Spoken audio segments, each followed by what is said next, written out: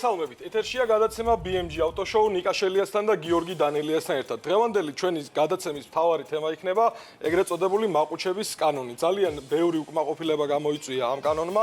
ძალიან ბევრი ადამიანი მიიჩნევს თავს უსამართლოდ დაჯარიმებულად, რასაც ჩვენ ვეთანხმებით. ნაწილობრივ არ გვაქვს იმ ხალხზე საუბარი, ვინც შუახამეს პრიამიკი გამშვებით ბჭყალებში პირველმეორეს სწურავს ხოლმე ვაჟაყაზბეგზე. ჩვენ სტუმრებთან ერთად მოვისმენთ მათ აზრს, დააფიქსირებენ თავიანთ პოზიციას და ვისაუბრებთ ток-შოუს ფორმატში. ჩვენი გადაცემის პირველი სტუმარი არის ბატონი გიორგი შიოლაშვილი, ტექინსპექტირების უსაფრთხოებისთვის კავშირის დირექტორი, რაღაც საერთიანებს ბაზრის 60%. ბატონო გიორგი, როგორ უყურებთ ამ კანონს, უნდა რეგულირდებოდეს თუ არა ეს ყველაფერი ტექინსპექტირების ცენტრებში და რამდენად სწორი არის ის, რაც დღეს ხდება? ტექინსპექტირების კუთხით განსაზღვრულია რეგლამენტის შესაბამისად, რომ იმ შემთხვევაში თუ ინსპექტორი გადაწყვეტს, რომ ავტომობილზე შესამოწმებელია ხმაური, ანუ გადაჭარბებულია, მოცემულია რეგლამენტში ის ნორმები, ანუ ნორმებითაც უნდა იყოს, ასე ვთქვათ, უნდა მოძრაობდეს ავტომობილი, სადაც დაახლოებით 95 დეციბალი და მეტი თუ არის, მაგ შემთხვევაში უკვე ეს არის დახარვეზების მიზეზი. და ზოგადად საუკეთესო ევროპული პრაქტიკაც ის არის, რომ გარდა ტექინსპექტირების ცენტრებისა აღნიშნული პარამეტრის კონტროლი უნდა ხდებოდეს გზებზე, აღსრულება უნდა ხდებოდეს გზებზე. შესაბამისად, აუცილებელია, რომ თვითონ საპატრულო პოლიციის მიერ თუ მოხდება თქვა კონკრეტულ პარამეტრზე გადამოწმება, გადამოწმდეს შესაბამისი მოწყობილობების და ხელსაწყობის მეშვეობით, რომლებიც იქნება დაკალიბრებული და არ იქნება ავტომფლობელს იმის შეგნება, რომ თქვა არაშესაბამისი მოწყობილობით მოხდა დაჯარიმება. ანუ აქ საუბარი არის, რომ უშუალოდ კონტროლი უნდა ხდებოდეს ხმაურის დონის. და შეეხება თვითონ კონსტრუქციას ტექინსპექტირების ცენტრებში, შესაძლებელია დახარვეზდეს ავტომობილი თუ მაყუჩი არ არის დამაგრებული სათანადოდ და თუ არის ჩამოვარდნის საშიშროება, მხოლოდ ეს არის ავტომობილის დახარვეზების მიზეზი. ან თუ უბრალოდ შეცვლილი აქვს მაყუჩი, ამაზე პრობლემა არ არის. თვითონ კონსტრუქციას მაყუჩისას ტექინსპექტირების ცენტრი ასე ვთქვათ არ განსაზღვრავს თუ რაღაც ძალიან ხილულად განსხვავებული კონსტრუქციის მაყუჩი არ არის დაყენებული, იმიტომ რომ უშუალოდ ტექინსპექტირების ცენტრებს ყველა კონკრეტულ ავტომობილზე გაუჭირდება კონდეს თვითონაც კონსტრუქციულად რა სახის მაყუჩი უნდა იყენოს ამ ავტომობილს და შესაბამისად აქ რეგლამენტი ადგენს მხოლოდ ხმაურის დონეს და ის მაყუჩი არის თუ არა სათანადოდ დამაგრებული, რომ თქვა არ ჩამოვარდეს და ამან არ გამოიწვიოს რაღაცა გარკვეული ინციდენტი. ძალიან დიდი მადლობა. კარგი, გადავინაცვლოთ ბატონ გიორგი ჯაფარიძესთან, მოძრაობა ჩემი ქალაქი მკლავს დამფუძნებელი. კიდევ ერთხელ განვიხილოთ, კი ვისაუბრეთ წინა გადაცემაში ჩვენ და პოზიცია რო დავიფიქსიროთ თქვენი ასევე ამ კანონთან დაკავშირებით. მოგესალმებით, მივესალმებით თქვენს მაყურებელს. კიდევ ერთხელ გამმეორდები, აქაც ვამბობ და ყველა გადაცემაშიც, რომ ჩვენი პოზიცია არის შემდეგი ამასთან დაკავშირებით. პოზიციას დავაფიქსირებ, მანამდე უნდა მოხდეს სწორად განუჯნა, რომ არის ორი კანონი. ერთი ხმაურთან დაკავშირებით და მეორე გადაკეთებულ მაყუჩთან დაკავშირებით. ანუ ეს ორი კანონი რეალურად ერთმანეთთან დიდად კავშირში არ არის. მე პირადად დავდივარ და ვზომავ სპეციალურ დეციბელის საზომი აპარატით ქარხნულ და არაქარხნულ მოტო და ავტოტრანსპორტს. ძალიან დიდი ცვლილება არ არის. ხშირ შემთხვევაში ქარხნულ შეიძლება უფრო მეტი ხმა ჰქონდეს ვიდრე გადაკეთებულს. ამიტომ თუ აქცენტი და ლოგიკურად რაც ქონდა იქ შეხვედრაზე ხო ვისაუბრე, ლოგიკურად აქცენტი იყო ხმაურზე, ხმაურთან დაკავშირებით. რა თქმა უნდა, ღამის საათებში, ანუ ჩემი პოზიცია პირადად არის ასეთი, ღამის 11-დან დილის 8 საათამდე, ანუ ღამის საათებში დადგინდეს დასაშვები ნორმა იმ რეალური ავტოპარკიდან გამომდინარე, რომ რაც გვაქვს საქართველოში, იმიტომ რომ 85% არის 10 წელს ძველი ავტომობილი, ხშირ შემთხვევაში ხმა არ ქონდეს, თუმცა არსებული რეალობიდან უნდა გამოვიდეთ და უნდა მოხდეს მე ეტაპობრივად ამ დეციბელების კლება. ამიტომ უნდა დადგინდეს რაღაც მაქსიმალური დასაშვები ნორმა, სპეციალური ხელსაწყოებით უნდა მოხდეს ღამის საათებში გაჩერება, დაჯარიმება და, რა თქმა უნდა, ეხლა ღამის საათებში ვინც აწუხებს მოსახლეობას, მათ დაჯარიმებას ჩვენ ვემხრობთ და რეალურად მათი გაფუჭებული არის ეს სიტუაცია. ვილჩი აწუხა ასეულობით 1000 ადამიანი, ვინც აწუხებდა ყოველდღიურ რეჟიმში თავიანთი რაღაც გართობის გამო. ამიტომ ეს უნდა დაკორექტირდეს და ზუსტად აი მაყუჩთან გადაკეთებულ მაყუჩთან დაკავშირებით კანონი უნდა დაკორექტირდეს. ანუ ვიზუალურ ნაწილში კიდევ ერთხელ გამეორდები, ზომავ გადაკეთებულს და ქარხნულს. ხშირ შემთხვევაში გადაკეთებულ შეიძლება ქარხნულზე დაბალი ხმა ჰქონდეს. თუ აქცენტირება არის ხმაზე, უნდა გაიზომოს ხმა. ვიზუალურ ნაწილს არავითარი კავშირი შეიძლება არ გქონდეს მასთან დაკავშირებით. ამიტომ აი ეს კანონი იმედია რომ მოხდება, ახლა ჩვენ ვართ ერთად და მუშაობთ ამ საკითხთან დაკავშირებით და იმედია რომ მოხდება ამის დაკორექტირება და ანუ ჩვეულებრივად იმ ავტომოტომფლობელს, რომელ ტრანსპორტს არ ექნება დასაშვებზე მაღალი ხმა, არ მოხდება მათ დაჯარიმება და არ გადაიყვანენ მათ ტრანსპორტს საჯარიმოზე. ბატონო, მადლობა ძალიან დიდ. დავით თედელური დათო არის რესტავრატორის და კოლექციონერი, ავტოკოლექციონერი. დავით, შენი აზრი გითხარი, შენ გაქვს ასევე საკუთარი სერვისი, სადაც ძალიან ბევრი ავტომობილი მოდის შენთან და მოგვიყევი, ანუ ხშირ შემთხვევაში როგორ არის ხოლმე? არის გადაკეთებული, არის ქარხნული თუ რა ხდება საერთოდ ამ კუთხით? გამარჯობათ. ჩემ შემთხვევაში მე ყოველდღიურად რამდენიმე ანუ შეიძლება დღეში 20 მანქანა მოხდეს ჩემთან. გადაკეთებული ყველაზე ნაკლებად ამ რაოდენობაში არის თორმე მაყუთში რა, მაგრამ რა თქმა უნდა ეს ხმაური პრობლემაა და ვამბობ რომ ეს მართლა პრობლემაა და უნდა მოგვარდეს, მაგრამ ანონიმ გვეუბნება რომ აქ არის თვითნებურად გადაკეთებული და ამბობენ რომ ეს არის სახიფათო. ახლა მე გეტყვით რეალურად ავტომობილში რა არის სახიფათო, საქართველოს 60% ავტოპარკის არის მეორადი ავტომობილები, ასე ვთქვათ დაზიანებული, ძირითადად წინიდან უქმიდან, რომლებსაც ნორმალური ეგრეთ წოდებული პარკები არ უყენიათ თავისი, არ უყენიათ ორიგინალი აერბაგები, რემის დამჭიმები და ასე შემდეგ. ამებს რო ჩავეძიოთ რეალურად ძალიან საშიშია ეს ყველაფერი იმაზე, ვიდრე თვითონ მაყუჩის გადაკეთება, რადგან მაყუჩის გადაკეთება არანაირად არ არის საშიში იმასთან შედარებით, ვიდრე რაღაც ჩინური აერბაგი რო უყენია ავტომობილს, ან საერთოდ რომ არ უყენია რა. ამიტომ თუ უსაფრთხოებაზე ვისაუბრებთ, ჯობია ასეთ თემებს უფრო ჩავეძიოთ და ბევრად მეტად საშიშია ასეთი ავტომობილებით გადაადგილება, ვიდრე კონკრეტულად ვიღაცა მაყუჩი გადააკეთა. ან რაღაც ნასატკა ხო, თუნდაც ენა ბრძოლის გამო. არის აი მაგალითად ის ადამიანები, ვინც ამბობენ რომ მე არ მეხება, მე მყავს ახალი მანქანა სიტყვაზე, იმ ადამიანმა თვითონაც შეიძლება არ იცოდეს რომ მის კონკრეტულ ავტომობილს შეიძლება airbag-ი საერთოდ არ ეყენოს, რემის დამჭიმი არ ეყენოს და ძალიან ეს ბევრად საშიში რაღაცა არის, რომ აი ხელოსნის თვალით რომ გითხრათ, ვიდრე რაღაც მაყუჩის გადაკეთება რა. და შემდეგი რაც ეხება ხმაურს, ამაზე რა თქმა უნდა ეს უნდა დარეგულირდეს რაღაცით, ოღონდ ისია რა პატრონმა მოისმინა და რაღაც არ მოეწონა. ჩვეულებრივი დეციბელები გაიზომოს და დადგინდეს რაღაც სტანდარტი, რომლის სტანდარტშიც ავტომოყვარულები ჩავეტევით რა. ხო და რაც შეეხება ამ გადაკეთებულ, შეიძლება გადაკეთებული იყოს ქარხნულზე ბევრად ხარისხიანად გაკეთებული რა და ამისი განსაზღვრა ძალიან მარტივად ტექს ინსპექტირების იმაში შეუძლია, რა ვიცი, შეხედავს ასისტენტი და დარწმუნებული ვარ რომ აქ დაინცოდნა ეკნება რომ ეს საშიშია თუ არა გაიგოს, ხო?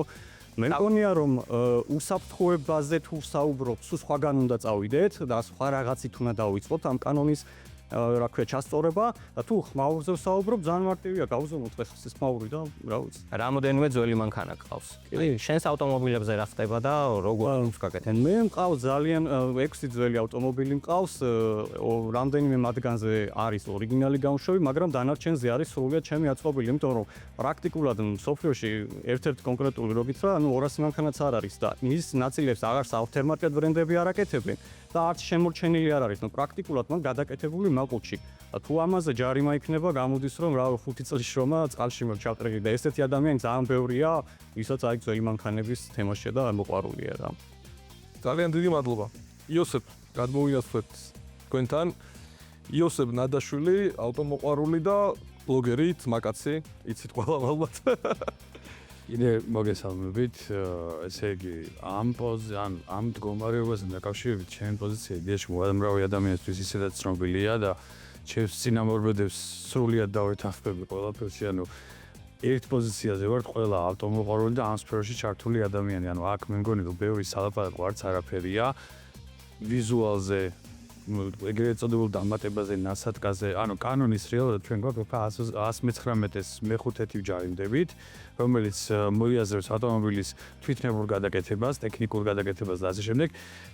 მაგ კანონში ძალიან ბევრი რამეა შესაძლებელი ცალკე თვითნებურ გადაკეთებასთან დაკავშირებით, ოღონდ ეგ კანონი საერთოდ არ ეხება ხმას და ეგ კანონი არის დღეს ბერკეტი, რომ ხმიანი მანქანები, რომლებმაც ქალაქი და არაფოლოდ ქალაქი ქვეყანა აიკლეს, ის ადამიანები რამენერად გაეჩერებინათ. ეგ არის ჩემი გადმოსახედიდან უბრალოდ ბერგეტი იყო და ამ ბერგეტის გამოყენება რამდენად სწორად მოხდა ყველასთან მიმართებაში, ეგ კიდევ ცალკე საკითხია. მე ვთქვი, რომ ყველასთან მიმართებაში სწორად არ მომხდარა და ძალიან ბევრი ავტომობილია საჯარიმოზე ისე გადაყვანენ, რომელიც რეალურად არაფერს არ აშავებდა და არაფერს არ ავლენებდა, ასე ვთქვათ, არც ხმით და არც ვიზუალური მდგომარეობით.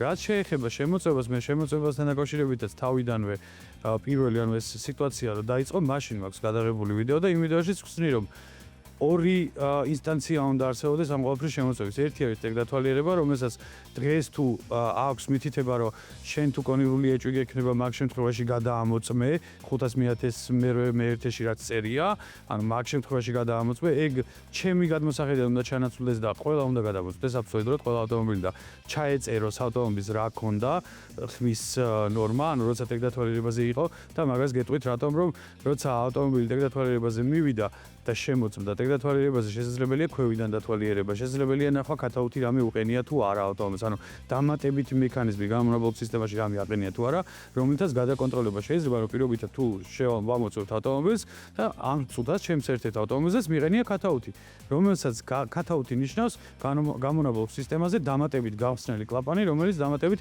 ხმას მატებს კიდე ავტომობილს. ერთ-ერთ ჩემს პირად ავტომობილზე ამჟამად მიყენია ქათაუთი. მაგრამ ქათაუთ გასმით ჩემი ავტომობილი ვიციოშდება ნორმის პარაგრაფში, ანუ დეციბელების ნორმის პარაგრაფში ჩაჯდება.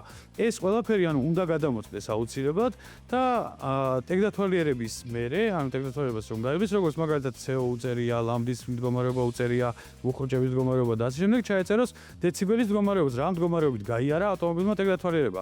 ამის შემდეგ უკვე პატრულსაც რა თქმა უნდა კალიბრებული მოწყობილობით უნდა შეეძლოს გადამოწმება ამ ყველაფრის და გადამოწმების შემდეგ უნდა ხდებოდეს ამ ავტომობილის დაჯარიმებას თუ დასაჯარიმებელია, ასევე რაღაც გონივრული ვადის მიცემა რომ გამოასწოროს, ასევე ისიც შეიძლება ჩაიდოს რომ თუ ტექდათვალიერებაზე ერთ მდგომარეობაში გაიარა და მერე პატრული აჩვენებს პირობითად ტექდათვალიერებაზე 95 დეციბელი ქონდა, გამოვიდა გამოცვალა გამონაბოლქვი სისტემა, იმიტომ რომ ტექდათვალიერებაზე არ დაბრაკული იყო და გარეთ დადის 110 დეციბელით, 130 დეციბელით. მაგას კიდე ცალკე ნორმატიულად შეიძლება დაჯარიმება მაგ ადამიანს, ანუ ხულიგნებზე მაქვს ეგრეთ წოდებულზე საუბარი, რომელიც გვერდის სავლით ცდილობს რომ რაღაცა გამოძროს სიტუაციიდან. ამ შემთხვევაში თანხმდებით იმაზე, რომ კანონი დღეს რაც მოქმედებს და რის გამოც გვაჯარიმებენ, არ არის იმ აქტუალურ პრობლემასთან კავშირში რეალურად ანუ რაც დგას ჩვენს წინაშე და ამ კანონის ანუ თუნდაც 119-ის ჩასწორებაც რაღაცები არის ჩასწორებელი, იმიტომ რომ დღეს 119-ს მეხუთე ნაწილი გვაძლევს უпроцент პატრულის თანამშრომელს აძლევს ულევ შესაძლებლობას, ანუ ნებისმიერ რაღაცაზე, მაგალითად ელემენტარული არის სახელური ცოტა სხვანაირი იყენიან. მაგაზე შეუძლია ადგეს და ავტომობილი საჯარიმოზე წაიყვანოს და მე შენ გაქვს მტკიცების ვალდებულება, ეგეც არასწორია რომ შენ არ უნდა გქონდეს მტკიცების ვალდებულება, მტკიცების ვალდებულება რეალურად უნდა გააჩნდეს იმას, ვინც რაღაცას გაბრალებს. მაგრამ ჩვენ შემთხვევაში ჩვენ გვაქვს მტკიცების ვალდებულება, უნდა მივიყვანოთ ექსპერტი, გადავიხადოთ ტრანსპორტირების ხარჯი ამ ავტომობილის, რომელიც ჩემი ინიციატივის გარეშე წაიყვანეს სადღაცას, ანუ მაგის ხარჯიც უნდა გადავიხადოთ, ჩემი ინიციატივის გარეშე სადღაცას დგას და იმის ხარჯიც მე უნდა გადავიხადო და პლუს ჯარიმა უნდა გადავიხადო. იმაში რომ პატრულმა გადაწყვიტა რომ ეს სხვანაირი სახელური მიყენია.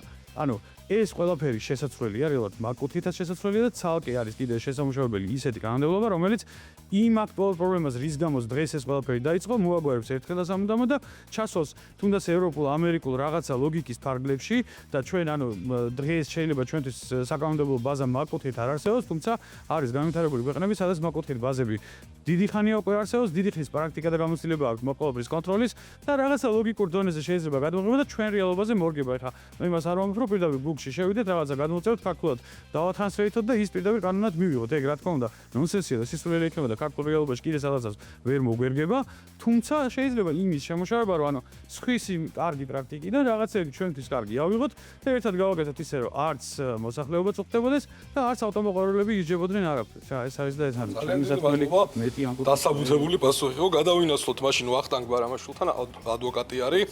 ერთადერთი რაც პირველ რიგში მე მინდა გკითხო და მე უკვე თქვენი პოზიციას რო გითხრათ.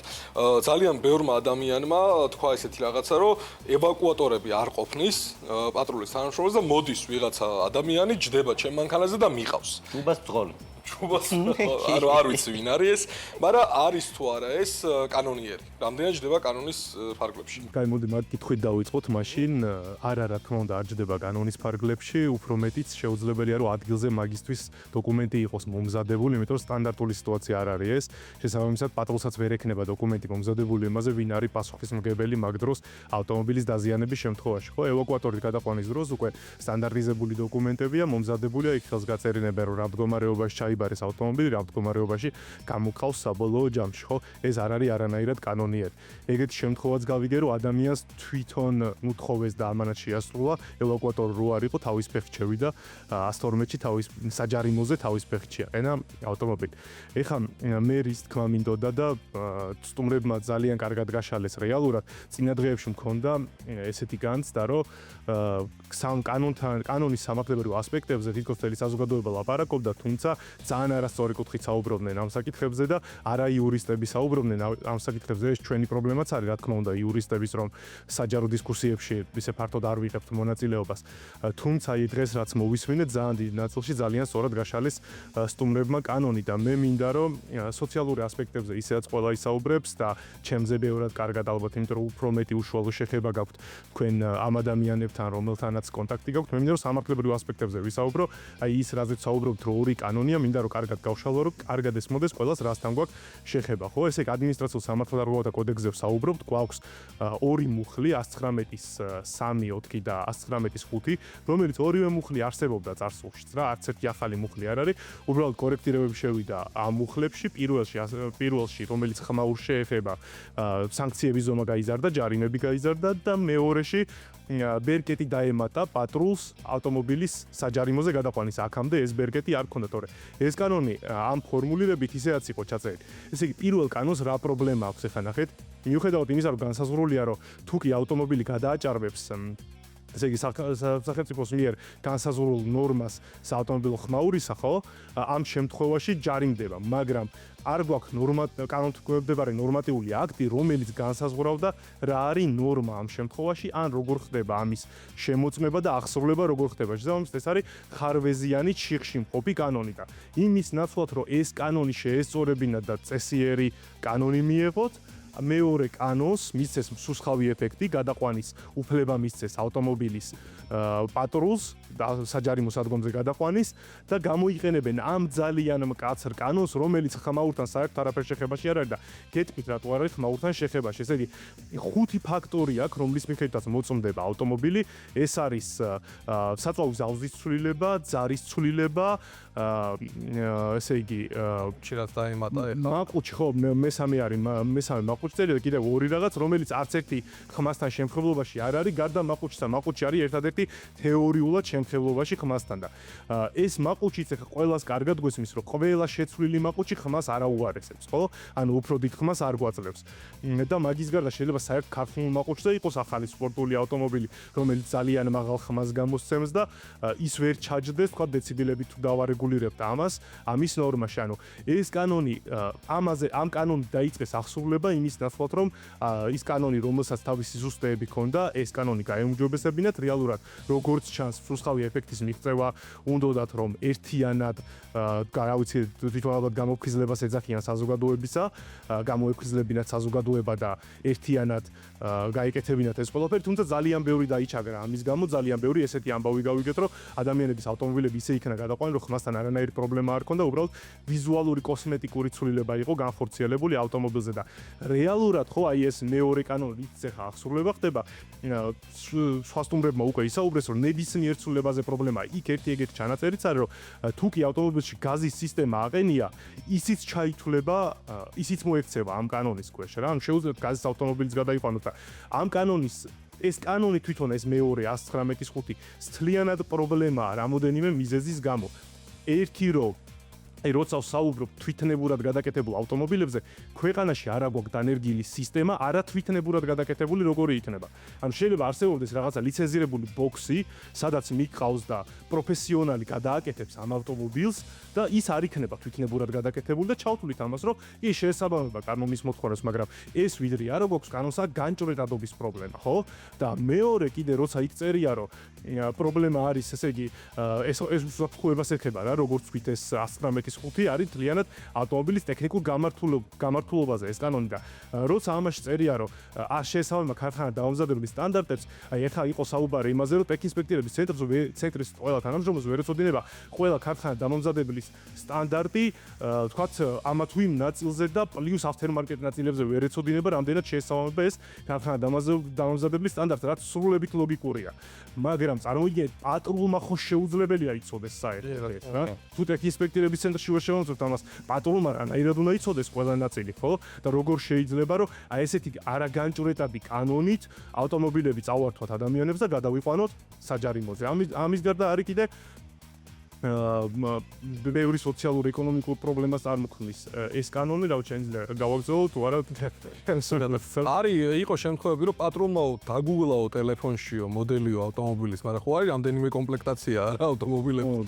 ანუ ქართული რომელიც წაიყვანეს დაგუგლაო და ისე გადაწყვეტილე საუბრო ესე წეღან რომ ესებისთვის ის პრობლემაა კიდევ და 100%-იანია ეს, იმიტომ რომ როცა სახელმწიფო სანქციას მადებს, რაც რაღაცაზე მაჯარიმებს და სამართალდამორღვევად ცნობს, სახელმწიფო უნდა დამიმტკიცოს, რომ მე დამნაშავე ვარ ამაში და ეხლა წარმოვიდგინეთ Google-ის screenshot-ს ჩადებს იმაში რომ ხო ესეთი ამბავია რა შეუძლებელი სიგიჟეა. ნოდარ ჩაკვეტაძე ტოპსპიდის დამფუძნებელი. ნოდარ პირველი კითხვა, მაყუჩების ამბავი როგორ არის, იყიდება?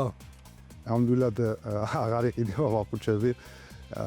მოკლედ ჩემ პოზიციას დავაფიქსირებ ამ ყველაფერთან დაკავშირებით. პირველ რიგში ვფიქრობ, რომ კანონი არ უნდა იყოს ბუნდოვანი და ყველა დეტალი აუცილებლად უნდა იყოს გაწერილი, თუ გინდა ტექნიკური მხრივ, ასევე ხმაურის მხრივაც.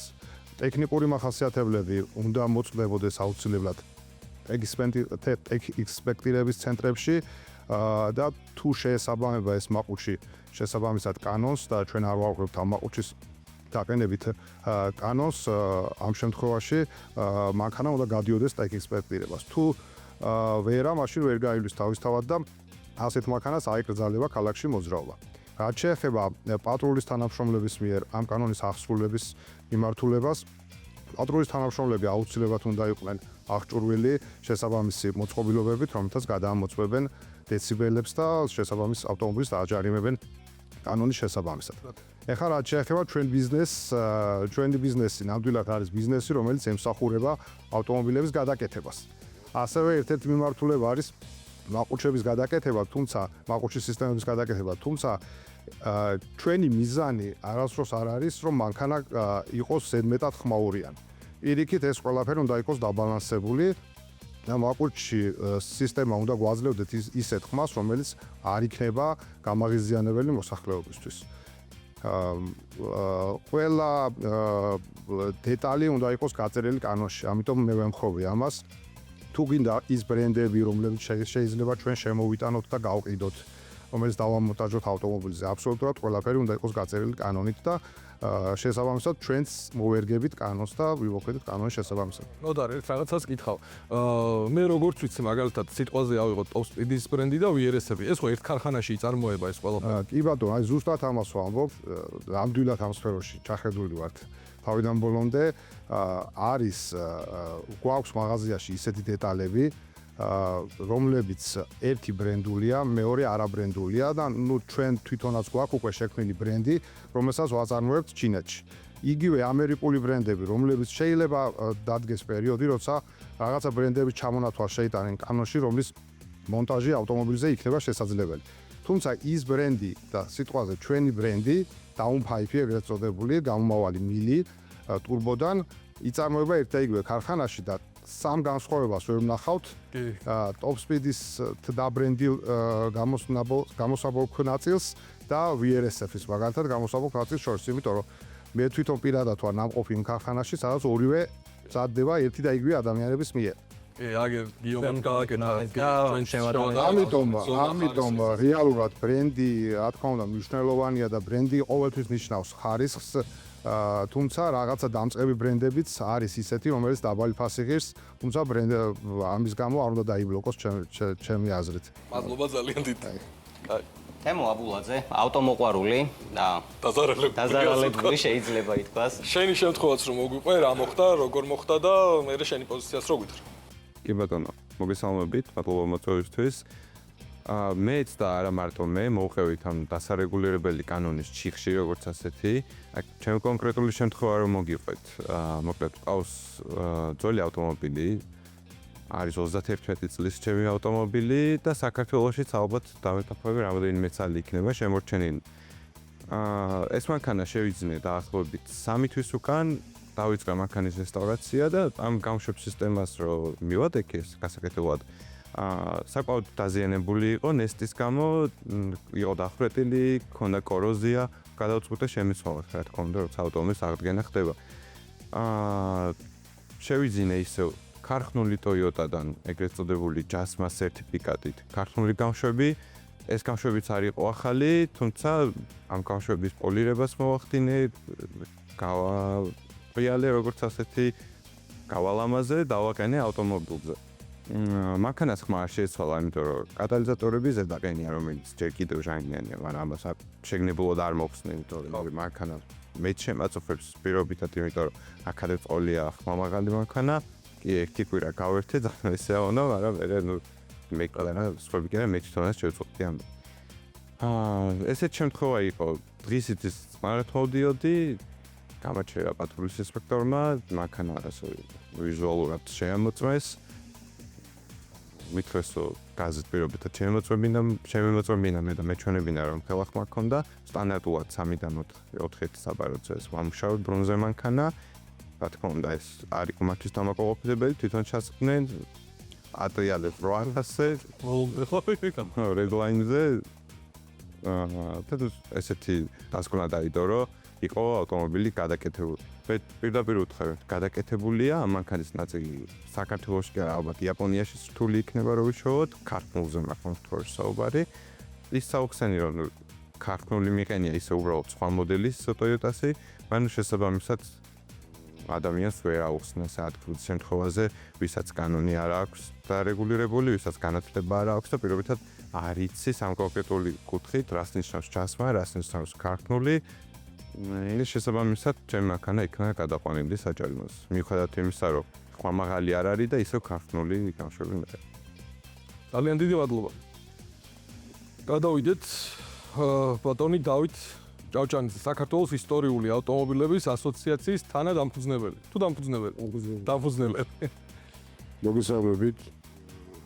ძალიან საინტერესო საკითხია და ვეთანხმები აბსოლუტურად ყველა იმ ადამიანს, ვინც აყვარ წარმოდგენილები. ვიზიარებ მათ პრობლემებს და ასევე დავაფიქსირებ ჩემ აზრს. რაც შეეხება ამ კანონის სწორად ჩარჩოებში მოქცევას, მეც მივესალმები, იმიტომ რომ ვფიქრობ, რომ ძალიან შემაწუხებელი არის ის ხმაურიანი მაყუჩებით აი ესე ხამის განმავლობაში იქნება, დღის განმავლობაში ჩემთვის მაგას არსებითი მნიშვნელობა არ აქვს და რატო. მე ვფიქრობ, ჩემი პოზიცია ეს არის, რომ 8 საათიდან 8 საათამდე, 11-დან 8-მდე არა. ანუ სტანდარტი უნდა არსებობდეს ქვეყანაში ერთი აი 95 დეციბელი იქნება 100 იქნება თუ ეს უკვე ცალკე кейსი არის იმიტომ რომ ნახეთ დღის განმავლობაში პირობითად ვიძახი ქალაქში თბილისში გვაქვს რა ვიცი დაახლოებით 60-70% ძალიან ვიწრო ქუჩები ხო გვაქვს ძალიან ესეთი მჭიდრო დასახლება სადაც ასაკოვანი ხალხი ცხოვრობს ბავშვებსაც ასეირებენ და ასე შემდეგ მათ შორის მეც ძალიან შეწუხებული ვიყავი იმიტომ რომ ჩემს წეგავყვებოდი და ცოტა იუმორ ჩემს ფანჯარასთან ვიცოდი მეორე სიჩქარის ყველა ვინც გაივლი და მეორე სიჩქარის სინქრონიზატორი რამ მდგომარეობაში იყო იმიტომ რომ ზუსტად ჩემ ფანჯარასთან უწევდი შეიძლება მართლა მაგიტომ არ გავყიდე ისახლი და გადავედი მაგრამ რაც გადავედი დავისვენე ეს არ არის გუშინ წინდელი და 2 წლის წინდელი ამბავი ეს არის ძალიან დიდი ხანია რაც მე მაწუხებს მიუხედავად იმისა რომ არა ავტომოყვარული არც ერთი ავტომობილი შეიძლება ერთი მყავდეს 3 ლიტრა და 800 დარჩენილი ყავს 5 ლიტრი და ზემოთ ანუ შეერადობა ჩემ ავტომობილს 2 ლიტრიან ზრავთან შედარებით ბევრად მეტი უნდა კონდეს. მაგრამ დავდივარ, დღესაც დავდივარ, გადავადგილდები პატრულის წინაშეც გამივლია, ანუ არ მაქვს გათხრობული ეს ავტომობილი, ესე რომ ვთქვათ. ანუ დავდივარ იმ ნორმებში, რაც შეიძლება დეციბელით არ მაქვს გადამოწმებული, მე რამდენი დეციბელი მაქვს, მაგრამ იმასაც მივესალმები, რომ როცა მოვა ის დრო და დადგება და ვიცი რომ დადგება, იმიტომ რომ ჩვენ ვგობს შესაბამის სამსახურებთან საუბრები, მოლაპარაკებები, ჩვენას კითხულობენ სექტემბერში აუცილებლად დარეგულირდება ეს კანონი, როგორც ვიცით, ეს არ იქნება ვიზუალური შეფასებით, ეს არ მომწონს შენი ნასადგა და შენი მაყუჩი და არა, ასე არ იქნება. ნახეთ, იქნება იმ შესაბამისი მოწყობილობებით, რასაც ვეძახით დეციბელომეტრს, მე მგონი ავწდები და იქნება შესაბამისი სტანდარტი და ნორმა დადგენილი, რომელთაც შეგვიძლია გადავადგილდებოდეთ და ასევე მივესალმები და ვემხრობ იმას, რომ ტექნათვალიერების ცენტრში ნახეთ, მე ვარ დილეტანტი. მე ვიყიდე ნებისმიერი აღსდგომისგან რაღაც ავტომობილი, რომელმაც არ ვიცი მე ეს მანქანა, თქვა 100 უნდა კონდეს, 80 უნდა კონდეს თუ 150. ანუ ჩემი ერთადერთი თავდაცვა და დაცვითი მექანიზმი არის ის, რომ ან მე სოსო მომწევს დოკუმენტს, რომელიც უკვე ტექნათვალიერება გაატარა და იცის, რომ ეს საბუთი ხოლმე იმისთვის მაქვს, რომ საპატრონო პოლიციამ არ მოახდინოს ჩემი მანქანის ჯამორთმევა, ხო, ეგ უკვე ჩემთვის პლუსია. ან მეორე, მე რომ ვიცი უკვე რომ უნდა მივიდე მანქანას როდესაც ვყიდულობ და გავატარებ იმ ტექნათვალიერებას, ანუ მე უკვე მშვიდად ვარ, დაზღვეული ვარ და დაცული ვარ, რომ ყველა საპატრონო ეკიპაჟი თავისი თვალით ან პურით არ მოახდეს ჩემი მანქანის ჩამორთმევას. ეხლა რაც მოხდა და ბევრი ადამიანი დაისაჯა, ხო, თქვათ. ანუ არ მივესალმები, რა თქმა უნდა, რომ ვიღაცა მოვიდეს და ყური და თვალი და 8000 ბრუნი ჩემ მანქანაში ჩაჯდეს და 8000 ბრუნით რაღაცა ძრავი ატრიალოს, რომ ხმა იგაიგოს. მაგას არ მივესალმები, მაგრამ მიუხედავად იმისა, რომ ძალიან დიდი პროტესტი აქვს ავტომოყვარულებს, აგერ აქცია იყო დაანონსებული გუშინ, ხო, თუ არ ვცდები და 20 კაცი იყო აქციაზე გასული. ანუ მაგასაც არ მივესალმები, იცით, იმიტომ რომ სოციალურ ქსელში ხევა აქტივობებია, ანუ მესმის, მაგრამ მოდი რა თუ ჩვენ ესე რაღაცა თვლით რომ რაღაცა უნდა გავაპროტესტოთ, მაშინ ეს 20 კაცი რატო გამოვიდა? იცით რატო გამოვიდა? იმიტომ რომ უმეტესწილად ბევრი შეწუხებულია, ან კანონში გარკვეული არ არის. რა ხდება? მე ესე ვფიქრობ. ანუ ეს უხეშად ავტომობილების შეფასება, ოკეი, მაგრამ ვიძახი რომ ჩემი პოზიციიდან გამომდინარე, იმდენად იყო მოსახლეობა შეწუხებული და იმდენად დიდი მოთხოვნა იყო შესული, რომ რაღაცა პრევენციის დონეზე უნდა დაწყებულიყო, თქვათ, ეს სამუშაოები, რომ მივსულიყავით, თქვათ, რაღაცამდე. მაგრამ კიდევ ვაფიქსირებ, რომ აგერი. თემოს მაგალითი რო ავიღოთ, ამის ავტომობილი საერთოდ უნდა გადასულიყო საჯარიმოზე. და არც უნდა დაჯარიმოს. ბევრი ადამიანი მოყვა. კი, ბევრი მოყვა, მაგრამ ძალიან სამწუხაროა, არ მომწონს, მაგრამ რაღაცამდე რომ მივიდეთ, სამწუხაროდ რაღაცეების ხანდახან ცუდი რაღაცეების გავუაც გვიწევს. ანუ ეს მარტო კონკრეტულ ანტანოში არ ყოფილა, ძალიან ბევრი რამე ყოფილა ხო ჩვენს რეალობაში ავტოსფეროშიც, რომელიც რაღაცა წვალებით მივიყვანეთ ყველამ ერთად იმ ნორმალურ ნორმამდე და ფორმამდე, როგორც მოვედით რეალურად დღეს აქამდე, ხო? რა ვიცი, დანარჩენი ახლა მე მინდა რომ ქვეყანა იყოს 7 მაფრიდან დაცული, არ მივესალმები იმ რაღაცა დილის საათებში, ღამის საათებში, ჩემი აზრით, აბსოლუტურად დადგენილი ნორმა რო უნდა იყოს დადგენილი ნორმა მოტოსთვის, ავტომობილისტვის არ აქვს მნიშვნელობა და რა ვიცი, წარმატებებს ვისურვებს უყუროს. მინდა რომ მანქანები იყოს გამართული ტექნათვალიერებას, აუცილებლად ყველა უნდა გადიოდეს და კიდე ერთადერთი რასაც არ მივესალმები, ამ გადაკეთებულ ავტომობილებთან დაკავშირებით ძალიან ბევრი პრობლემა მაქვს და მინახავს რომ მანქანებს ისეთი რაღაცები აქვთ გარედან. ხელით აი ესე როგორ თქვა, აი მეტალისგან აწყობილი სპოილერები, რაღაცა ის საშინელებები. ბევრჯერ გზაზე მაქვს პირადად გამოცდილებაში მიპოვია მანქანის ბამპერის ნახევარი მხარე, რომელიც იყო რკინისგან აწყობილი. ანუ ეგ უფრო საშიშია. და ეგ არის პრობლემა. ეგ არის ჩემთვის პრობლემა. ხო, ვიზუალურად ეხა მე როგორი ნასატკა მექნება თუ. ხო. მაქვს თავი, ეგ ვფიქრობ, რომ ეგრე არ უნდა იყოს და არც იწევს. დიდი მადლობა. თორნიკე დოთიაშვილი, RR Performance-ის წარმომადგენელი. მოგესალმებით. რო გითხრა უსაფრთხოების კუთხით თქვენ აწყობთ გამოშვების სისტემებს, ეჯდება სტანდარტებში ყველანაირში, როგორ ხდება, რა პროცედურას გადიხართ და უსაფრთხო არის თუ არა, ამაზეც რო ვისაუბროთ, რა უსაფრთხოების კუთხით ეს ყველაფერი. კი ბატონო, პირველ რიგში მინდა მივესალმოთ ჩვენ მაყურებელს. მოცემულ საკითხთან დაკავშირებით მინდა რომ ძალიან მარტივად გავმარტო თავიდანვე რა არის RR Performance. ჩვენ კონკრეტულად ცალკეულად ეგრეთ წოდებულ ბაჩოკებს არ ვყიდით. ჩვენ ინდივიდუალურად უთავსებთ მანქანას, ძალიან კავშირებთ რასას. აი ხო მაგალითად რომ მიდის ვიღაც ადამიანი და ყიდულობს Honda Fit-ისთვის 84 მმ-იან გამშვებს, ის შესაბამისად შეიძლება საფრთხესაც წარმოადგენდეს, შეიძლება კიდევაც ძალიან დიდი ხმა გამოიწვიოს, როცა რეალურად ის 600 ცხენიან მანქანაზე არის გათვლილი და ან უფრო მეტიანს. რაც შეეხება უსაფრთხოების ნორმებს, სათავეში ამ საქმის დგას ბატონი რეზო რევაზიშვილი, რომელსაც აქვს ძალიან დიდი გამოცდილება, აი რო ვთქვათ, ბავშვობიდანვე ამ საქმეში არის და 2014 წელს ჩამოაყალიბა ოფიციალურად ეს პერფორმანსი და მთლიანად აბსოლუტურად მაღალი ხარისხის ნაწილებით იქნება ეს თუ მასალა იქნება, ყველაფერის მაღალი ხარისხით მუშაობს. ასევე ხაზე მინდა გაუსვა აღნიშნულ კანონთან დაკავშირებულ საკითხებს, ანუ არც მე მივესალმები ამ ყველაფერს აბსოლუტურად, იმიტომ რომ მე კონკრეტულად როცა ვარ ავტომოყვარული და მე ვიხდი იმაში თანხას რომ ყავდეს ჩემი ავტომობილი აი ამ ვიზუალზე, მე იქ უკან ბჭყალებში რა ნასადგას მივაყენებ, ეგ არავის საქმე არ არის აბსოლუტურად, იმიტომ რომ მე მომწონს, ხო? თავარი არის რომ ცალკეულად გაიზომოს იმ კონკრეტული ხელსაწყოთი. იგივე სიტუაცია ხდება დღესდღეობით, რომ ალკოტესტი არ არსებობდეს და მაგალითად მოვიდეს პატრულის თანამშრომელი და მითხრას, იცი რა თორნიკე, შენ ნასვამს გავხარ და ოდი დღეს შენ მართვის მოწმობას ჩამოგართმევ. ანუ ზუსტად იგივენაირი სიტუაციაა. შესაბამისად ვფიქრობ, რომ ცვლილებები აუცილებელია და ასევე მინდა რომ ჩვენი ეს საზოგადოება, ვინც არის ავტოსფეროში, დაფასებულები იყოს თუნდაც მთავრობის მხრიდან, იმიტომ რომ არიან ხალხი, ვინც მაგალითად ერკვევა კონკრეტულად მანქანებს და ელემენტარული რჩევა რომ ვიკითხოთ შესაბამისი ადამიანებისგან და ესე მივიღოთ კანონი, ვფიქრობ, რომ ბევრად მართებული იქნება, არც სამხელა პრობლემის წინაშე დავუდგებით და ვფიქრობ, რომ საზოგადოების დიდი ნაწილით მიესალმება. როგორც ავტომოყვარული, არც მე მიყვარს ეგრეთ წოდებული გატრუბული მანქანები, ძალიან მაწუხებს პირადად მეც არ მომწონს აი სალონში ჩემთვისაც შემაწუხებელი იქნება და საზოგადოებისთვის ხო საერთოდ. მაგრამ ჩვენ კონკრეტულ საქმეს რაც შეეხება, ჩვენი ნამუშევრები აბსოლუტურად ყველაფერი სოციალურ გვერდზე არის განთავსებული, საკმაოდ სასიამოვნო და სპორტული შეგრძნებების ხმებს იძლევა და ასევე ბატონი რეზო ყოველთვის აძლევს ხოლმე ავტომოყვარულებს იქნება თუ ჩვეულებრივ მძღოლებს, რჩევებს ამ კონკრეტულ საკითხებთან დაკავშირებით და რეკომენდაციებს, თუ როგორ შეიძლება უსაფრთხოდ გადავაადგილდეთ და არც საზოგადოება არ შევაწყოთ. თორნიკე, ბიზნესის კუთხით დღესდღეობით შეკვეთები როგორ არის?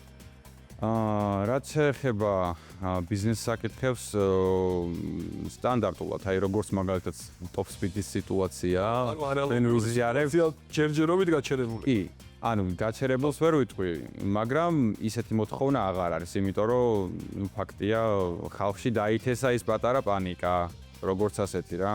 ხო, მოდი გითხარი, მოსმენთ აღარც საჭის დაყენება ცდილობს ხალხი, აღარც სპორტული სავაძლები იყიდება იმ სიხშირით როგორც იყიდებოდა. ყველა დანარჩენ დეტალებსაც შეეხო. ძალიან ბევრი ჭორი გქონდა. ეს ყველაფერი რადგან გადაკეთებას ეხება, უკვე ხალხი დაბნეულია, რომ რადგან გადაკეთებას ეხება, თქვა საჭის შეცვლაც, შესაძლოა საჭის რო შეცვლის, ამის გამო დაჯარიმებული იქნას და გადაყვანილი საჯარიმოს. ნუ თავდებით ყველა რო ეხა რეალურად ვინც ავტომოყვარული არის ადამიანი, ყველას უნდა აბსოლუტურად ალბათ რომ რაღაცა გადააკეთოს. ეს ბევრისთვის არის ჰობიც რა. პირობითად მე რაღაცა სპორტული სკამი მომინდება მანქანაში ჩავაყენებ, ის თუ სწორად არის ჩაყენებული ხარისხიანი სკამი არის, ანუ არავის პრობლემას თუ არ უქმნეს, ანუ მე რატო უნდა დავჯარიმდე ამის გამო. ვიზუალურად მე რაც მინდა, იმას ვიზამ გავაკეთებ ჩემ მანქანაზე. პირობითად საჭე იქნება ეს ღვედის ფერი იქნება თუ ასე შემდეგ. რა თქმა უნდა, თუ სტანდარტები დადგინდება, უსაფრთხოების სტანდარტები, რაღაც ბრენდები დასახელდება, რომლის შემოტანაც შეიძლება, რომლის არ შეიძლება, ჩვენს მოვერგებთ ამ სტანდარტებს და შესაბამისად ვიმოქმედებთ. იცით რა შეასაქმე, ანუ ერთი არის რომ აი ამ სტანდარტებს მოვერგოთ. უბრალოდ ეს კანონი, რომელიც 119-ის მეხუთე, აქ ამდენი ხანი გქონდა და ყურადღება არ მიგვიქცევია არავის საერთოდ. სულ იყო ეს კანონი, სულ ყურადღება არ მიგვიქცევია, ეხლა მივაქციეთ ყურადღება, იმიტომ რომ ეს შუსტავი ეფექტი ჩაემატა, გადაყვანა ჩაემატა და საერთოდ სხვა ფუნქციით გამოიყენეს რა ეს კანონი. კარგი მხარე ეს არის ამ ამბისა, რომ ამ კანონს მივაქციეთ ყურადღება, მაგრამ იმდენად ფასო ჩანაწერია, მაგალითად რო წერია ზარის გადაკეთებაო, ანუ ზარის კომპონენტი არის ბამპერი მაგალითად.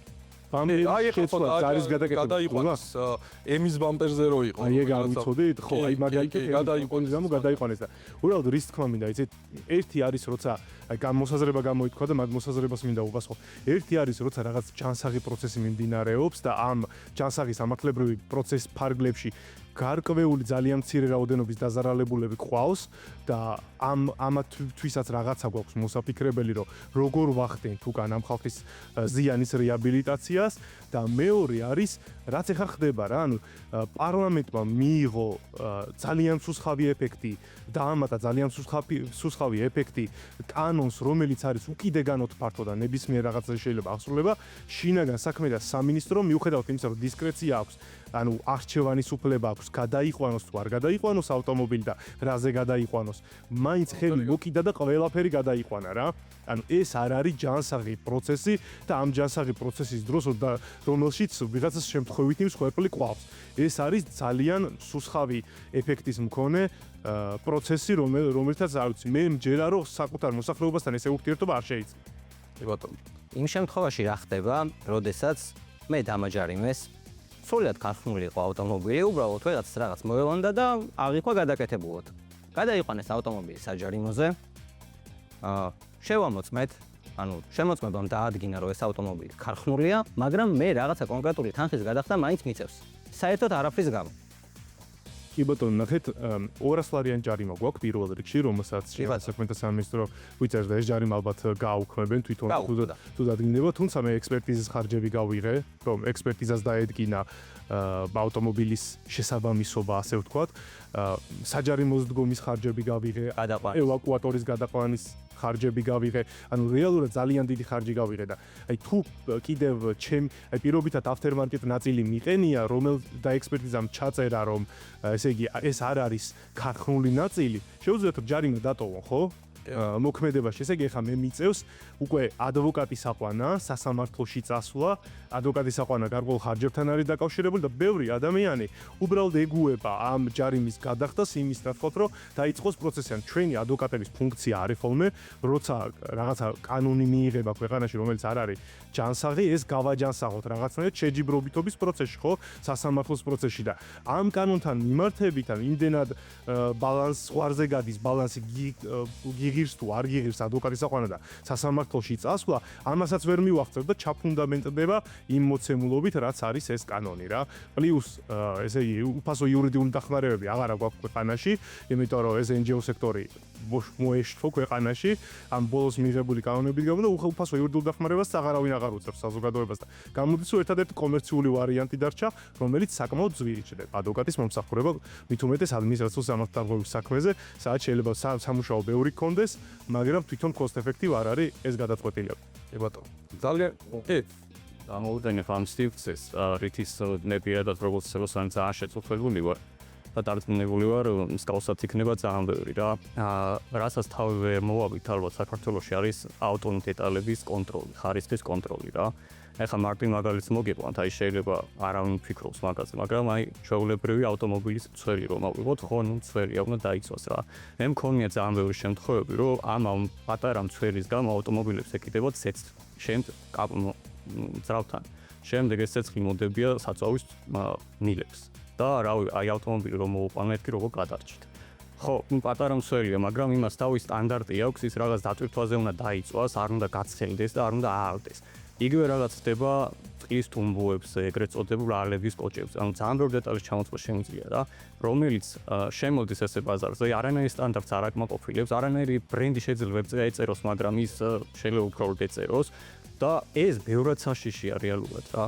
და კარგი იქნება, რომ აი ამ კუთხითაც იქნება სახელმწიფომ რაღაც იმუშაოს, რომ რაღაც სტანდარტებში ჩაჯდეს რა, რომ რაღაც კონკრეტული ბრენდი, რომელსაც შემოწმება გავლილი მის დეტალებს, რაღაცებს აკმაყოფილებს, რომ ის ამ სტანდარტებში იყოს ეს ყველაფერი რა.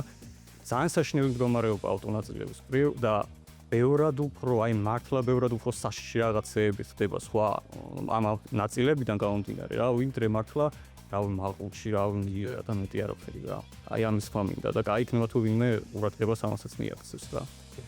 შეიძლება იგივე თემას გავაგრძელებ და მაგ თემაშიც არსებობს მარტივი სოლუშენები, ან მარტივი გადაწყვეტის გზები, იმიტომ რომ არსებობს ISO სერტიფიცირება, არსებობს სხვა სერტიფიცირების სტანდარტები და სამსახურები და არსებობს რეალურად ბრენდები და არსებობს fake ბრენდები. ანუ რეალურად მაგის გაკონტროლება ძალიან მარტივია, რომ თუ შემოგვაქვს პირობითად სიტყვაზე ფები, უნდა იყოს ნამდვილად ფები და უნდა მოყვებოდეს ISO სერტიფიკატი. ანუ მაგით დასრულდება სრულიად ეს პრობლემა და ნებისმიერი ბრენდი, ანუ ნებისმიერი ავტონაწილი მარტივად შეგვიძლია ჩავდოთ, რომ ავტონაწილი თუ ეხა ერთჯერადი თავისთვის რომ ვიღაცა eBay-დან იწერს, მაგაზე არ მაქვს საუბარი. მე ვსაუბრობ კომერციულ იმპორტზე და თუ კომპანიას მოაქვს რაიმე ავტონაწილი, უნდა წარმოადგინოს იმ შეუძლია დასაწყისში ერთხელ წარმომიოს ბრენდის სერტიფიკატი, შეუძლია ყოველ ჯერზე მოთხოვოთ, მაგრამ ყოველ ჯერზე მოთხოვნა არ იქნება სწორი, მაგრამ საწყის ეტაპზე მაინც თუ რომელიმე ბრენდის იმპორტს იწყებს, შეუძლია მოთხოვოთ, რომ წარმოადგინოს ბრენდის ISO სერტიფიკატი, რომ ბრენდი ნამდვილად უსაფრთხოა და მის წარმოებული პროდუქცია ნამდვილად შეუძლია, რომ ადამიანებმა გამოიყენოს და არ მოკლავს და მერე მივცეთ უფლება ამ პროდუქციის იმპორტის. ეგ ჩახსნის ძალიან ბევრ ჩინურ რაღაცას, აი ძალიან ბევრ ნაგავს მოხდის ბაზრიდან. შეიძლება ცოტა ფასებისულობა გამოიწვიოს ნაწილების და ასე შემდეგ რაღაცების, იმიტომ რომ დღეს ბაზარზე რაც ხდება პირობითად BMW გრუპი არის ჩინური, არის ორიგინალი, ვერავინ ვერ არჩევს ჩინურია თუ ორიგინალია და იყიდება როგორც ორიგინალი. მაგალითად ავიღოთ იგივე BMW-ს პომპა, რომელიც BMW გრუპი აწერია Z, შეიძლება მანქანას დააყენო, ღამე დატოვა მანქანა, დიდ მანქანა დამწვარი დაკვდეს, იმიტომ რომ ის პომპა ჩაირთო, მოკლე მიცა, ანუ მან მიდის ერთი მართვადი ყვება, მეორე მიდის მუდმივი ყვება, რომელიც F30, რომელიც მუდმივად ჩართულ მდგომარეობაშია და თუ რელემ შიგნით გააშტერა ამ პომპაში, ჩართავს ამ პომპას მუდმივზე, შეიძლება კაბელზე გადაადოს სიცხისგან, მოკლე მოხდეს მოკლე ჩართო და მანქანა დიდ უბრალოდ დამწვარი დაკვდეს. ანუ ეგეთი რაღაცებისგან თავი რო ავერდოთ, ძალიან მარტივია მოხდეს კონტროლზე, შემოვიდა სერტიფიცირებული ნაწილი, რომელსაც ექნება უფლება რომ იარსებოს და იყოს ბაზარზე. თუნდაც დაბალი ხარისხის, მაგრამ აი ეს სერტიფიკატით და ასევე მაღალი ხარისხის, ну ისედაც აქვს და აქვს ყველაფერს. ეგ პრობლემა, ну ცოტა სხვაგან გადავიდით ეხლა, მაგრამ ეგ პრობლემაც რეალურად კი რომ მოსაგვარებელია და ну სადაც საქმეს ვაკეთებ, იქ ყოველთვის ხარისხის უაწოვი და ეგ ისედაც ყველა მიცის და მაგ პრობლემის მან გადაჭრა ძალიან მარტივი რაღაც იქნება ერთი ხელა სამუდამოდ, მაგრამ ეხლა შეიძლება კიდე ვიღაცამ ამის გამო დამიწყოს რომ აუ შენ აი და ძალიან დიდი მადლობა სულ ყველას მობრძანებისთვის, თქვენი აზრით დაფიქსირებისთვის. იმედია კი არა და გჯერ ეს ყველაფერი მოგვარდება, შეიძლება ერთადერთი რაც გვინდა მოუწოდოთ სახელმწიფოს, რომ იქნებ 2 სექტემბრამდე რამენაირად შერბილდეს ეს ყველაფერი, ან რაღაცა ღამე მოხდეს ამ ყველაფრის კონტროლი. ჩვენი გადაცემაც გადის ჩვეულებაში როგორც პარლამენტი და 2 სექტემბერს Top Speed-ის მაყუჩებთან ერთად იმედია სულ ყველა ერთად შევხვდებით ამ ახალ კანონს. მანამდე კი გიტოვებთ გიორგის მომზადებულ სიუჟეტს Top Speed-დან მაყუჩების შესახებ. ნახვამდის მომავალ შეხვედრამდე. მოგესალმებით Top Speed-დან. ჩვენი ავტომოყვარულების საყვარელი ადგილიდან და რას ვიზამთ? აგვიკრძალეს და ძალიან სამწუხარო არის, რომ აგვიკრძალეს. ნახეთ უბრალოდ რამდენი ლამაზი რაღაცა არის. პირველი მინდა რომ ვისაუბრო აი ზუსტად აი ამაზე. რის გამოც ძალიან ბევრი ავტომობილი არის დაჯარიმებული. მეგობრებო, ეს არის მხოლოდ და მხოლოდ ვიზუალისტვის და არც ერთ შემთხვევაში ეს ავტომობილის ხმას არ ცვლის. ამაზე ჯარიმის დაწერა არის უბრალოდ სირცხველი.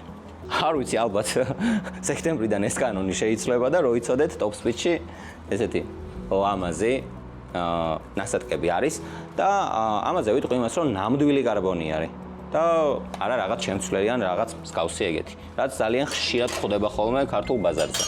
ვისაც ესეთი პრიავათავები მოგწონთ, ესეთებიც არის და ესეც არც ერთ შემთხვევაში არ უცვლის ავტომობილს ხმას, უბრალოდ არის სილამაზისთვის და ეს მე მგონი რომ ავტომოყვარულებმა ყველამ ვიცით, მაგრამ მინდა რომ სხვებმაც ნახონ და სხვებმაც გაიგონ რომ ამის გამო ჯარიმის დაწერა ეხავს რა, არ შეიძლება მართლა. რაც შეეხება ცოტა მოზრდილ მაყუჩებს, ჩვენ ამ მაყუჩების ტესტსაც ჩავატარებთ დღეს და ნიკოლოზის მანქანა გვეყოლება, ასე ვთქვათ, საცდელად.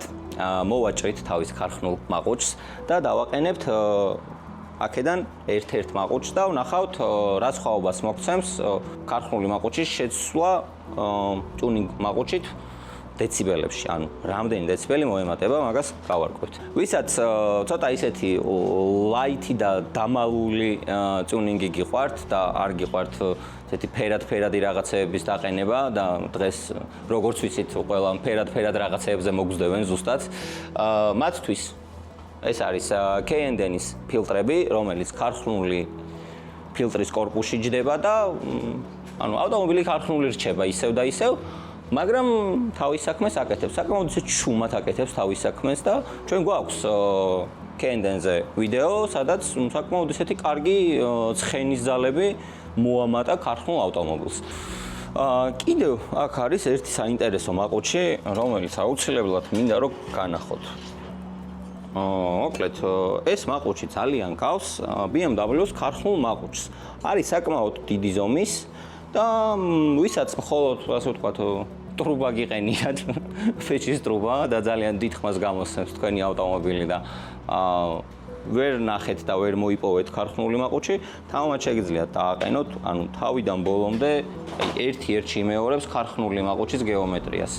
ესეც აუცილებლად მინდა რომ გაჩვენოთ, იმიტომ რომ ეს იყო ერთშემსვლელიანი და ეს არის უკვე ორშემსვლელიანი, ანუ როგორც ვიცით, ერთშემსვლელიანები უფრო ხშირად აყენია ხოლმე 4 ცილინდრიანებზე, ეს კი არის ორშემსვლელიანი, ანუ 6 ცილინდრიანებისთვის არის და ესეც ერთ-ერთში იმეორებს ქარხნული მაყუჩის გეომეტრიას და საკმაოდ რბილი და ძალიან ისეთი ჩუმი ხმა აქვს თუ სხვა ჩარევები არ გაქვთ გაკეთებული ავტომობილზე. ანუ სხვა ჩარევაში გულისხმობ თუ ასე ვთქვათ, მხოლოდ ტრუბა არ არის გამონაბოლ სისტემაში მარტო. და აუცილებლად მინდა ვისაუბრო კიდევ ეგრეთ წოდებულ რეზონატორზე. აი განწირული სასწაული ხმა რო აქვს ხოლმე ავტომობილს ეს იმიტომ აქვს, რომ მის გამონაბოლ სისტემაში არ აყენია ხოლმე აი ეს ნივთი. ეს არის ხმის დამარბილებელი, ეგრეთ წოდებული რეზონატორი და top speed-ში ძალიან დიდი არჩევანი არის რეზონატორების, არის ძალიან ბევრი ზომის და საკმაოდ კარგად მუშაობს და მე პირადად მიყენია ჩემს ავტომობილზე და გამოცდილი მაქვს, ასე ვთქვათ, თან იმასაც უძლებს ბათქაბუთქებს და პოპკორნებს და რაღაცებს, მაგაზეც გავტესტე. მოკლედ, ეხლა გადავინაცვლოთ ქვემოთ სერვისში, სადაც ჩავატარებთ პატარა ტესტს. ბატონი ნიკოლოზის ავტომობილს მოვაჭრით იმ მახინჯ ბაჩოქს და დავაყენებთ top speed-ის სპორტულ ბაჩოქს და ვნახავთ რა სხვაობას მოგცემს ეს ყველაფერი დეციბელებში. მოკლედ, ეხლა ჩავატარებთ პატარა ექსპერიმენტს. ეს არის ჩვენი თანაწამყვანის ბატონი ნიკოლოზ შელიას ავტომობილი, რომელიც არის თავიდან ბოლომდე ქარხნული გამშვების სისტემით აღჭურვილი. რას ნიშნავს ქარხნული გამშვების სისტემა თავიდან ბოლომდე, მაგასაც აგიხსნით. ამ ავტომობილს ზედა აქვს კატალიზატორი, ზედა აქვს ეგრეთ წოდებული რეზონატორი. რეზონატორი რა არის? ანუ რეზონატორი ის არის აი ცუდი ხმა რომ მოდის, აი რაღაცნაირი გაფხრეწილი, გაჭრილი ბაჩოკის ხმა რომ მოდის, აი მაგას ახშობს რეზონატორი. მოკლედ, თავიდან ბოლომდე არის ქარხნული. ამ ავტომობილზე აი ამ ქარხნულ მაყუჩს მოვხსნით და დავაყენეთ top speed-ის მაყუჩს. ოღონდ ჯერ გავზომავთ ქარხნული მაყუჩით და შემდეგ უკვე გავზომავთ top speed-ის მაყუჩით და ვნახავთ რამდენ დეციბელს აჩვენებს. ეხლა ამისთვის ჩვენ დაგვეხმარება გიორგი ჯაფარიძე და გავზომავთ ქარხნულ მდგომარეობაში რამდენ დეციბელს აჩვენებს Honda Civic. გამარჯობა. დავიждეთ ავტომობილზე და ავწიოთ 2-დან 3. დაახლოებით 2000, 3000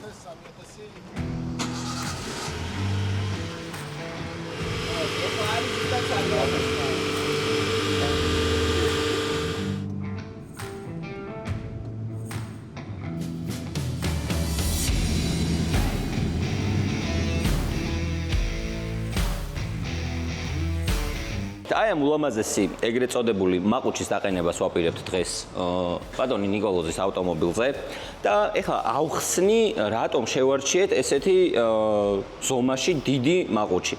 მოკლედ, რაც უფრო დიდია მაყუჩი, მით უფრო დიდია შიგნით ხმის დარბილების თვის განკუთვნილი, ასე ვთქვათ, სეტკა სპეციალური.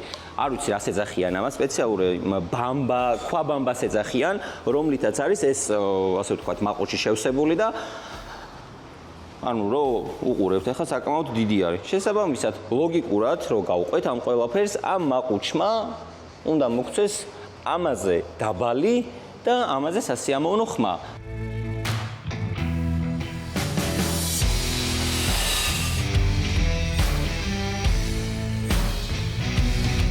დავაყენეთ top speed-ის მაყუჩი, აქტივს ქარხნული მაყუჩი, ეხლა გამოვიყვანთ და გავზომავთ და ვნახავთ მოემატა თუ დააკლდა ხმა.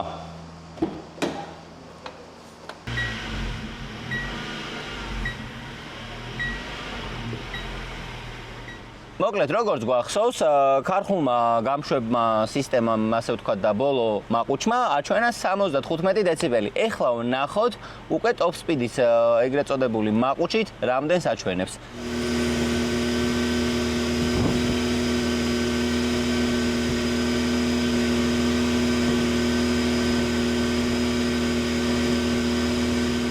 მოკლედ, თქვენი თვალით ნახეთ, რომ სულ რაღაც 1 დეციბელი იყო სხვაობა.